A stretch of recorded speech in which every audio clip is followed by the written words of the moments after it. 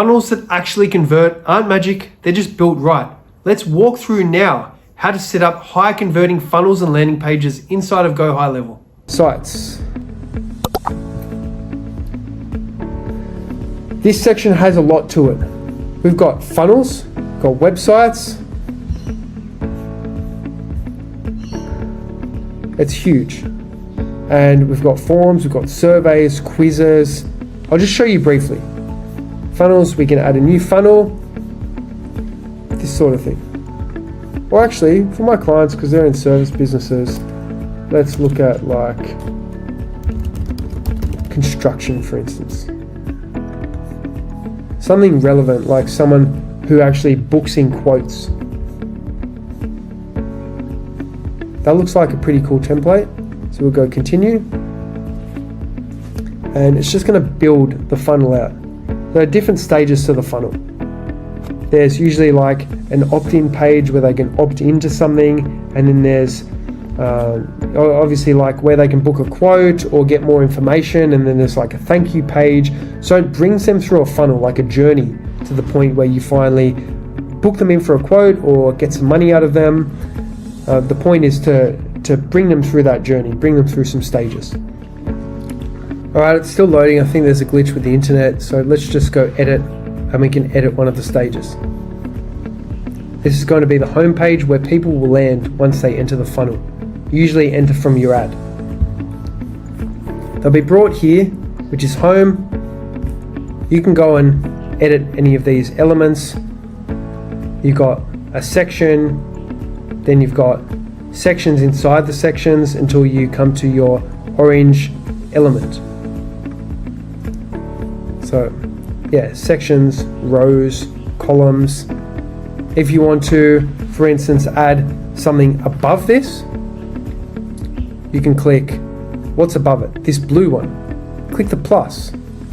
You can then, for instance, like you want to add 2 columns. See, now you've added 2 columns in there. You got your elements. You can add maybe a headline here. Change the color. Add your element. Maybe you want it to be a form. And then you've got to select your form, and we'll get to forms next. For instance, request services form, or schedule a call funnel form. All right, we've got our form, which is a form that I've created when someone books a call. Then that form would be imported. If you want to make a pop-up appear, you can go pop-up settings, add a row. Maybe you want just 1 column here, 1 element,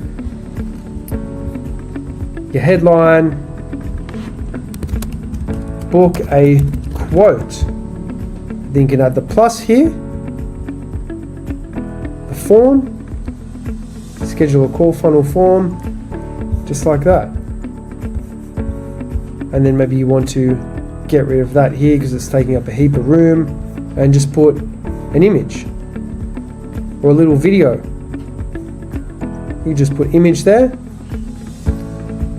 Maybe that looks a bit awkward with this just in the middle there and that huge image. You can either reduce the size of the image, height 200. What you can also do is plus and put like a sub-headline, and that's going to even that out, so it's the sort of the same height as the image. Again, you can change the color. Then you can change all these things, change the look of the button. You can animate the button, so if you click the button, animations, I like to choose rocking, so then the button looks like that. I think that's pretty cool. Click him, animations. You can make him, for instance, like flip in or come in from the right. Let's save that and take a look at it. There's just so much that you can do in this section in sites and funnels that it's just, see, we've got that there. He didn't quite come in from the right. It might take a bit of time to realize that we've made the changes because we only just saved it. Oh, there he comes. Beautiful. Then yeah, you can pretty much change any aspects you want and change the footer. And there's our pop-up. I'll show you how to disable the pop-up as well.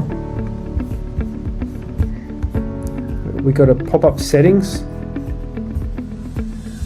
Now the pop-up, what do you want to happen when someone submits the form? You can either have them go to the next stage of this funnel, which would be up here. They will go to the book a call stage, or whatever usually happens when they submit that form, maybe like a little thank you comes up, then you would just leave use action from form builder. Or go to website URL. If you want them to submit, then it brings them to your actual website. You can click that and put your website in here, and whether or not you want it to open a new tab or remain in the same tab is completely up to you. I think we've covered the basics of funnels. To get to your, obviously, like, let's have a look at mobile mode. That's how it would look. Like, that looks fine. And so does that. Obviously this is going to look good because it's a template. They've built it to have mobile functionality. Looks quite good on the mobile. And yeah, you pop up. Again, if you want to, for instance, change something on the mobile, like you want to, they're like, oh, this would look better if action was on the second line, but I don't want it to be like that on the computer. If you change it back on the computer to single line, it's going to change it back on the phone. You would again duplicate it, click this one, advanced, and you just want this to be available on the mobile, so turn off computer. And then this one is just the desktop one, so you would turn off mobile.